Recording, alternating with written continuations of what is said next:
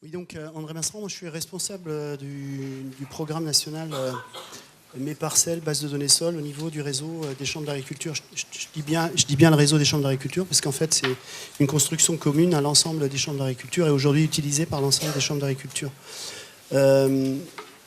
Mes parcelles, je ne vais pas vous faire une démonstration, aujourd'hui c'est pas le but, c'est juste prendre l'éclairage de mes parcelles qui effectivement vous avez compris ne s'occupe pas ni de moutons, ni de vaches, ni de cochons, encore moins de poules, mais qui est plutôt orienté vers la gestion et l'autre versant, le grand versant de production agricole qui sont la production végétale des parcelles. Donc Philippe m'a sollicité en me disant voilà ça fera un éclairage différent et ça nous sortira un petit peu de ce monde animal pour aller voir du côté des petites fleurs. Donc mes parcelles, quelques mots quand même aujourd'hui, utilisés dans l'ensemble du réseau des chambres d'agriculture. Environ 50 000 exploitations gérées avec la plateforme numérique Mes Parcelles, dont 30 000 en utilisation directe par les agriculteurs, les 20 000 autres étant dans un cadre de conseil. Donc déjà ça vous précise, en fait Mes Parcelles c'est une plateforme qui sert à la fois directement aux agriculteurs, mais qui sert également à notre métier de conseil et c'est bien construit comme ça. Mon propos, c'est pas de vous parler strictement de Mes Parcelles, mais de vous parler, avec cet éclairage Mes Parcelles, des problématiques auxquelles nous sommes confrontés aujourd'hui et qui ont été un petit peu le fil des discussions de toute la journée. On va retrouver exactement la même chose. Les deux exposés précédents qui étaient plutôt dans cette verve-là vont aller complètement dans ce sens-là aussi. Donc je l'ai construit un peu en disant nous, ce à quoi on est confronté aujourd'hui, c'est ce foisonnement de data, ces flux qui se croisent, etc. Et je l'ai appelé vers une construction en écosystème. Alors pourquoi écosystème? Parce que tout simplement c'est quelque chose qui s'adapte bien aux challenges qui nous attendent. C'est-à-dire quand on parle d'écosystème, c'est quelque chose que, bon, vous savez, c'est quelque chose qui est en équilibre, des fois en équilibre précaire. Mais dans un écosystème, on trouve tout type de relations. On trouve la commensalité, on trouve la symbiose, on trouve la compétition, on trouve le parasitisme, et on trouve aussi la complémentarité, etc. Donc je crois que nous, notre évolution, elle se base sur ces éléments-là. C'est-à-dire que notre objectif, c'est d'évoluer vers une construction, un écosystème. Et je vais y revenir. C'est pour ça que ça va peut-être un peu le fil rouge de mon intervention. Très rapidement, donc Mes Parcelles, c'est une plateforme de service dédiée à la gestion des productions végétales qui est un des cœurs de métier des chambres d'agriculture, c'est-à-dire le conseil et les interventions en agronomie, en gestion des cultures, etc. Donc c'est développé par le réseau des chambres d'agriculture depuis 10 ans, et avec à l'époque une vision de développement et de l'importance du numérique à l'avenir, parce qu'il y a 10 ans, l'avenir c'est aujourd'hui. Donc il y avait déjà à l'époque cette pensée que le numérique demain sera quelque chose d'important dans notre composante conseil et relation avec les agriculteurs, d'où déjà à l'époque, alors je dis déjà, on est délibérément parti sur une technologie web, c'est-à-dire on est parti sur quelque chose qui d'emblée s'inscrivait dans quelque chose qui avait un caractère social d'échange de données et d'inscription dans un réseau. On avait aussi conscience de l'époque de l'importance des données, de leur structuration. Donc c'est bien sûr au service des exploitations et des métiers du conseil, avec une idée qui était de dire un même système d'information doit partager les données et les méthodes, mais doit aussi permettre une maîtrise minimaliste des données. Ce qui ne veut pas dire qu'on a une volonté de centralisation de ces données, c'est juste une maîtrise pour de l'efficacité. Alors, c'est passé par différentes phases d'évolution et de richesse fonctionnelle. On y a mis d'emblée la cartographie, qui est un des éléments aujourd'hui de précision. Enfin, ça a été cité à plusieurs reprises. À partir du moment où on mettait du géographique, surtout quand il s'agit des parcelles, ça vous amène de la précision, ça vous amène déjà des volumes de données beaucoup plus importantes, etc. Donc, dès le début, on avait cette volonté cartographique. Et naturellement, après, je ne vais pas vous faire un dessin. On est parti sur les choses qui étaient les plus importantes pour les agriculteurs, le déclaratif, le réglementaire, la PAC, la conditionnalité, etc., etc. La traçabilité qui de toute façon est assez perçue dans ce domaine comme étant un caractère réglementaire avant tout. Ensuite, sur les raisonnements de fertilisation, sur les raisonnements tout court d'un certain nombre d'itinéraires techniques, en y intégrant l'environnement, puisqu'on avait la cartographie, on pouvait entourer et mettre les parcelles et le parcellaire dans leur contexte environnemental, en mettant les zonages, l'hydrographie, les habitations, etc., qui nous a apporté une autre dimension, et également en mettant naturellement du technico-économique. L'évolution, elle a aussi été au niveau des types d'utilisation. D'abord les exploitants et les conseillers, mais aussi après des structures tierces qui, quand elles ont vu qu'on pouvait agglomérer de la donnée, travailler sur un périmètre territorial, sur des groupes, etc., ont commencé à s'intéresser. Et naturellement, ça a débouché sur des utilisations collectives. Donc voilà très rapidement mes parcelles. Je ne vous fais pas une démonstration. Aujourd'hui, la richesse fonctionnelle est relativement large. Ce qui m'importe, c'est, si juste encore un mot, c'est l'ouverture d'emblée aux échanges de données. Alors, je vais en dire deux mots, parce qu'il y a des choses qui ont été citées là, au cours des exposés de ce matin et de cet après-midi. Nous, on a d'abord dit qu'il faut que ce soit une plateforme ouverte. Et donc, on a intégré le maximum de standards de normalisation des données. C'est une des clés de l'échange, c'est-à-dire d'avoir de la normalisation. Donc, on a construit au début une base de données sans même mettre d'application autour et en essayant d'y mettre de la normalisation. On y a mis de la normalisation AgroDI, on a mis des échanges et standards Télépac, je pourrais vous en citer d'autres. On a mis de la normalisation Cendre pour tout ce qui est gestion des effluents, etc., etc. Donc, on a mis pas mal de normalisation. Et on y a mis des outils d'échange qui, au départ, étaient des outils d'échange transfert de fichiers. Et puis, très rapidement, ça fait 5 ou 6 ans qu'on a une plateforme intégrant des API. Donc, une API, pour ceux qui ne voient pas trop, c'est ce qu'on appelle les fameux web services, c'est-à-dire qu'on offre au monde extérieur une façon d'accéder à nos bases en publiant des spécifications qui leur disent comment faire pour y accéder. Naturellement, assorti de droit. Alors, si je le dis, c'est que c'était notre volonté dès le départ, mais en fait, force est de constater que ça n'a pas bien marché. Et je crois que ça a été dit par un certain nombre. Combien de web services non interconnectés, existants et non interconnectés, je crois que ça a été dit il n'y a pas longtemps, dans l'exposé précédent ou celui d'avant, ouais. Donc, ceux qui font l'effort de mettre en place ces genres de web services, force est de constater que pour l'instant, les échanges ne se sont pas instaurés. Et puis sur les échanges de fichiers, transfert de fichiers, force est de constater, nous on a intégré de l'agro-EDI, on n'a pas énormément d'échanges agro-EDI qui se font par exemple. Donc constat sur les 10 dernières années, ou au moins les 8 premières années, c'est que les échanges n'ont pas été légion. Okay. L'évolution de mes parcelles aujourd'hui, c'est... bon après je vous ai fait une petite frise, mais ce qui est important c'est ce qui arrive à la fin. On est passé par la création d'une base de données, le lancement, les registres phyto, les vérifications phyto, on a mis en place des éléments mobiles, enfin, etc. Et on arrive vers les années 2014-2015, vers des choses qui s'appellent Medronimage. C'est une marque Chambre d'agriculture sur l'intégration d'agriculture de précision, notamment vol de drone, intégration d'images de précision. Sur 2015-2016, des outils Isobus, la connectivité avec le matériel, etc. Des choses qui aujourd'hui s'imposent à nous. Parce que de toute façon, aujourd'hui un agriculteur qui veut bien voir mes parcelles, il nous dit comment ça se passe avec la connexion, etc. Alors, juste au passage, une parenthèse, on est surpris sur le plan de la connectivité avec le matériel, du nombre de matériels qui sont équipés de consoles, peu ou prou élaborées, etc. Mais en fait, je pense qu'on a une idée assez fausse. Ça devient une banalisation des choses d'avoir du matériel équipé avec de l'électronique embarquée, etc. Donc, on a glissé doucement vers ça, jusqu'à intégrer de la modulation et de l'image aérienne dans mes parcelles, etc. Pour vous dire, le chemin qu'on prend. Mais ce qui est important, c'est que pour faire ça, il faut savoir s'ouvrir à l'extérieur parce que les choses ne se passent plus en interne. Autant, jusque-là, ça tournait en vase clos. Mes parcelles étaient un système qui se suffisait à lui-même, qui suffisait aux agriculteurs, etc. Mais force est de constater que les 3 dernières années, on se rend compte que les systèmes s'ouvrent ou ils meurent. Donc, c'est comme ça que nous, on voit les choses.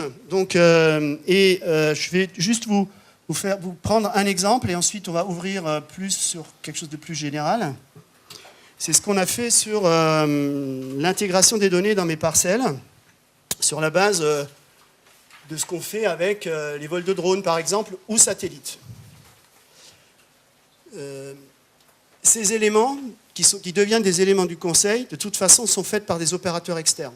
C'est-à-dire, il n'est pas question que les chambres aillent se lancer, pourquoi pas de la participation, mais entièrement sur ce genre de choses, ce n'est pas notre boulot. Donc forcément, on va s'ouvrir à l'extérieur, on va aller chercher, la compétence et la logistique à l'extérieur. À partir du moment où on veut faire ça, il faut que les outils de l'agriculteur s'ouvrent à l'extérieur. C'est-à-dire qu'il faut que ça lui permette, à partir de mes parcelles, de communiquer directement avec ses opérateurs en lançant des commandes. C'est-à-dire qu'il fait partir de l'information vers un opérateur extérieur. Alors ça peut être minimaliste comme information, mais ça peut être aussi plus élaboré, du genre une parcelle, sa géolocalisation, son contour, la culture en place, la variété en place, la date de semis, etc. Parce que l'opérateur en face, il a besoin de tout ça pour faire tourner son propre modèle. Ce qui va être le cas notamment pour du drone ou pour de l'image satellite, voire sur d'autres types d'applications. Donc l'interprétation et la modélisation, pour nous, dans la plupart des cas, va se faire à l'extérieur de mes parcelles. On ne va pas aller réinventer la roue dans mes parcelles sur ce genre de choses. Donc il faut qu'on puisse contractualiser, ce qui va nous amener après sur d'autres questions, c'est tout la batterie juridique qu'il faut mettre autour, parce qu'il y a la techno, mais il y a aussi le juridique, pour pouvoir intégrer ça sans problème dans mes parcelles. Il faut non seulement pouvoir l'intégrer, mais il faut le mettre à disposition de l'exploitant de façon qu'il soit utilisable. Donc dans un contexte facile et dans un contexte métier pour qu'il puisse l'utiliser. Et naturellement, on va aller jusqu'au bout. Il va devoir utiliser ce qu'il a intégré pour aller piloter ses interventions, communiquer avec le matériel et une fois que ces interventions sont faites, remonter ces interventions, etc. Voilà notre schéma complet concernant ces aspects-là. Je prends cet exemple-là puisqu'il est opérationnel dans mes parcelles. Mais c'est juste pour vous montrer, et on va extrapoler après et généraliser sur d'autres applications et sur d'autres domaines. Donc concrètement, dans mes parcelles, ça marche. On envoie une commande à un opérateur. Il y a une interprétation, une modélisation, la carte d'agriculture de précision revient. Elle repart, elle est injectée dans une console matérielle, donc vous avez un cheminement complet. J'insiste là-dessus, c'est que notre devoir, si on veut que l'agriculteur ne perd pas son temps, mais c'était le propos aussi par rapport à toutes les données de robotisation en élevage, c'est que cette intégration et ce cheminement se fassent en 2 clics, en 3 clics et pas plus. Il ne faut pas qu'on soit obligé d'aller chercher des fichiers, les intégrer, on ne sait pas comment, etc. Donc en fait, toute l'efficacité de la chaîne va résider dans rendre la complexité qui est derrière tout ça, parce que c'est quand même très complexe. Un jour, un agriculteur, il m'a dit... quand on lui a parlé de drones, de capteurs, etc., il me dit c'est quand même complexe. Je lui dis non, justement, nous, notre rôle, c'est intégrateur de complexité. Donc, on vous intègre cette complexité, on vous la rend disponible de façon opérationnelle. Voilà notre philosophie. Et l'exemple là est un exemple opérationnel. Donc, on intègre les cartes. Dans son environnement parcelle, il va trouver ses cartes d'agriculture de précision, sans rien faire d'autre. Il va retrouver, quand il va être là on est dans le module de fertilisation azote. On va retrouver la carte de modulation dans son module fertilisation. Il va choisir un engrais à épandre, il va automatiquement lui recalculer à épandre sur les différentes zones, etc. Donc on rend disponible au bon endroit et au bon moment. Et ensuite, naturellement, il faut que ça puisse s'injecter automatiquement dans une console. Donc ici, une copie d'écran d'une vraie console de la carte que vous avez vue avant. Ici, c'est une console de chez Kuhn, CCI, enfin bon, et puis sur une console Muller électronique, sur un épandeur Sulky, etc. Voilà, donc je vous ai fait le schéma complet. Nous, c'est ce qui préside dans nos développements aujourd'hui. Donc on intègre les flux, mais on va chercher du traitement à l'extérieur, on n'a pas traité chez nous, et on doit communiquer avec le reste du monde. Ici, le reste du monde, c'est un opérateur drone, c'est une console de tracteur, etc. Si on continue, qu'il faut, juste une parenthèse, on a une rupture technologique, là, on l'a dit le long de la journée. Les coûts permettent de plus en plus l'accès aux technos. Je parle notamment des capteurs. On a parlé de capteurs à midi, je ne sais plus avec qui. Les capteurs deviennent de plus en plus accessibles. La longévité énergétique, elle est de plus en plus élevée. Les équipements sont de plus en plus connectés nativement. Exemple, tout le matériel, on va en reparler après. Les robots, etc. Et puis, les réseaux de communication privés à bas coût, on est dans l'ordre de l'euro. On n'est plus dans l'ordre des dizaines ou des centaines d'euros pour faire fonctionner des réseaux bas débit, etc. Le développement des objets connectent le monde, convenu d'ici 2020, mais les chiffres changent tous les jours. C'est 200 milliards d'objets connectés qu'on aura. Le développement, il est scalable, c'est-à-dire adaptable à pratiquement toutes les puissances qu'il nous faut. C'est-à-dire qu'on n'a plus trop de limites sur les débits de réseau. Enfin, dans certains endroits quand même encore si. Quand on va en campagne, la rupture, la rupture numérique existe encore, mais les capacités de traitement sont pratiquement toujours exponentielles, et puis les capacités de stockage aussi, d'où les traitements massifs et les big data qui deviennent possibles. Et puis, il faut dire que l'agriculture est largement concernée. À partir de là, nous, on est confrontés à quoi? C'est que je me place. Alors là, vous avez peut-être remarqué, quand quelqu'un vous fait une présentation, on a eu des exemples flagrants dans les 2 exemples précédents, et moi, je fais exactement la même chose. Quand on se présente, on est égocentré. Donc, j'ai mis mes parcelles au centre, tout comme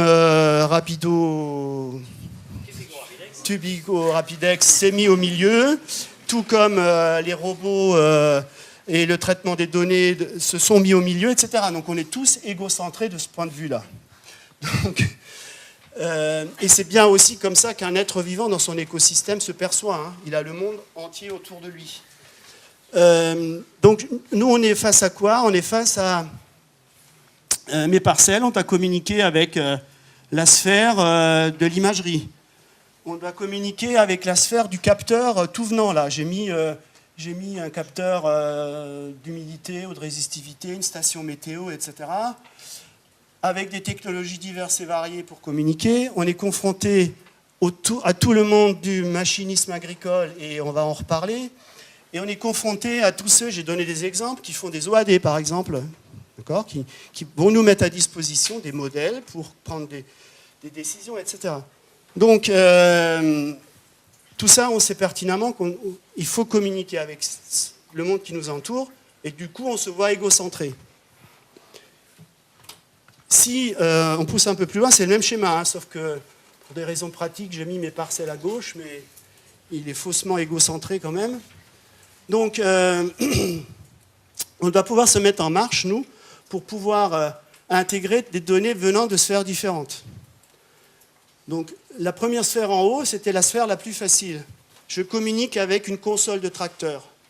On arrive encore à le maîtriser, ça, dans la mesure où je prends la clé USB, je la sors de mon système, je la mets sur la console et je communique, et puis au retour, je remets, etc. C'est un peu archaïque, mais en tout cas, j'ai encore assez d'autonomie pour travailler comme ça. Notamment avec le format Isobus XML qui apparemment, qui est en ce moment en train de se bien diffuser et de s'implanter. Le problème, c'est que le monde de demain, ce sera plus celui-là. Le monde de demain, ce sera celui qui est juste à côté, où je ne communiquerai plus directement avec les consoles, mais je communiquerai avec les clouds des constructeurs. Et je vous ai mis des noms, pas pour faire leur pub, mais juste pour vous dire que tous ces constructeurs sont en train d'en mettre en place des clouds. John Deere son cloud, Fendt et le groupe AGCO son cloud, Kubota son cloud, même des équipementiers du type Trimble qui font que des consoles font leur cloud, etc. etc. Donc, tous les opérateurs avec qui on va travailler vont aller capter de la donnée, et pour le mettre sur le tracteur John Deere, il faudra passer par le cloud, et la clé USB n'existera même plus. D'accord ? Donc on est en train de se recentrer vers un écosystème de cloud et plus un écosystème de système à système, mais en passant systématiquement par le cloud, avec tous les problèmes qui ont déjà été évoqués. C'est que deviennent ces données, comment je dois régir ma relation avec Fendt, avec John Deere, etc. Nous, chaque fois qu'on commence à travailler avec un de ces opérateurs, le premier intervenant chez nous, ce n'est pas l'informatique, c'est le service juridique. Donc je fais juste une parenthèse, c'est qu'on parle des systèmes sur le plan technologique et technique, mais toutes ces entreprises-là, ils bétonnent d'abord sur le juridique. Et vous prenez les grands majors qu'on connaît, hein, les GAFA, etc., ils ont des armées de juristes à côté des armées d'informaticiens. Donc c'est aussi un problème qu'il va falloir qu'on prenne à bras-le-corps si on ne veut pas se faire laminer, non pas par le technique, mais par le juridique. Donc voilà sur donc le problème que ça pose pour un agriculteur.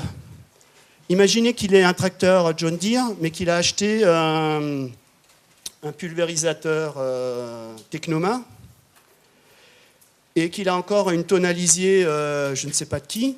Et alors il n'y a pas que les tractoristes qui font des clouds, il y a aussi les marchands de pulvérisateurs qui commencent tous à faire des clouds.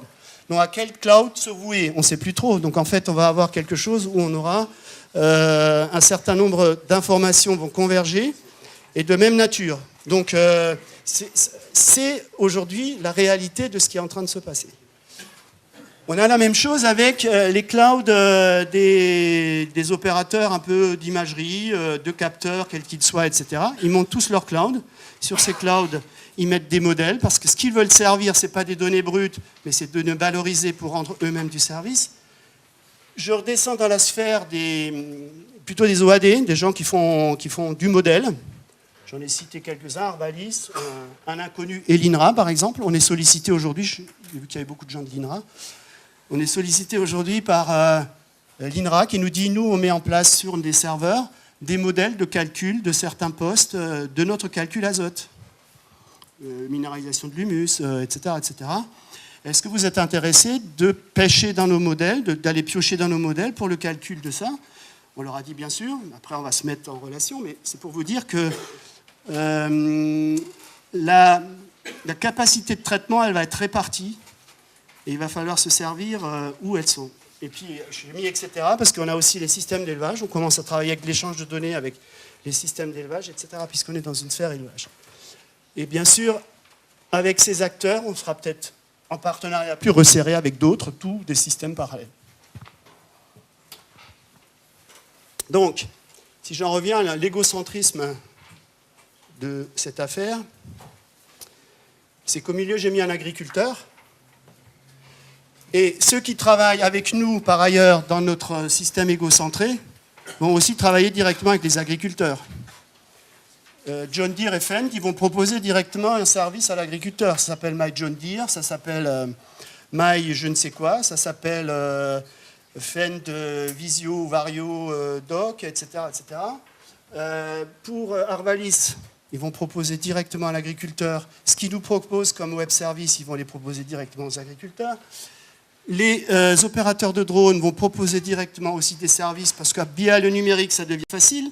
On n'a plus besoin de la relation de proximité que nous, conseillers chambre, avions avec les agriculteurs, puisque je les aborde par le numérique et par le web. Et puis c'est la même chose avec tous les producteurs de capteurs, etc. Donc vous voyez, l'agriculteur, lui, il est au milieu d'un certain nombre de sollicitations.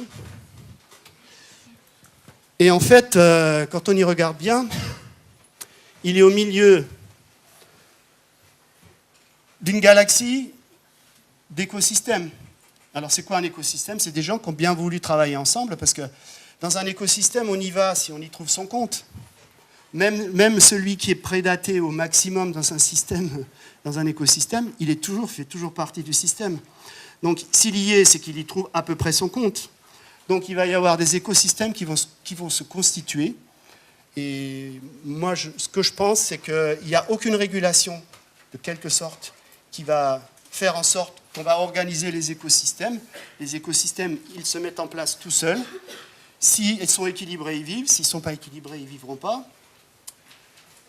Par contre, un agriculteur, lui, il risque d'être au milieu d'un certain nombre d'écosystèmes qui, dans certains cas, vont communiquer dans son dos.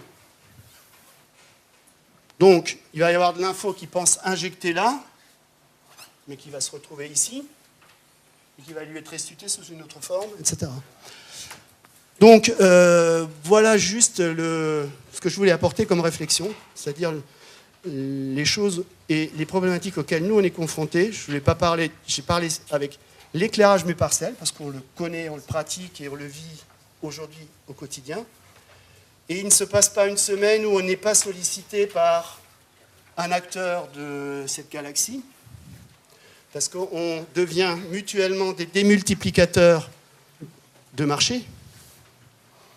Donc voilà le message que je voulais faire passer, c'est-à-dire que c'est pas facile, et j'ai entendu dire il y a des échanges qui se font pas, etc., etc. Mais non, elles se feront pas toutes seules, parce que comme dans tout écosystème, il faut veiller à ce que l'équilibre persiste et que chacun y trouve son compte. Donc je m'arrêterai là, mais c'est juste pour lancer cette réflexion-là. Il n'y a pas forcément de réponse, mais en tout cas, la problématique, pour nous, c'est celle-là. Merci. Merci.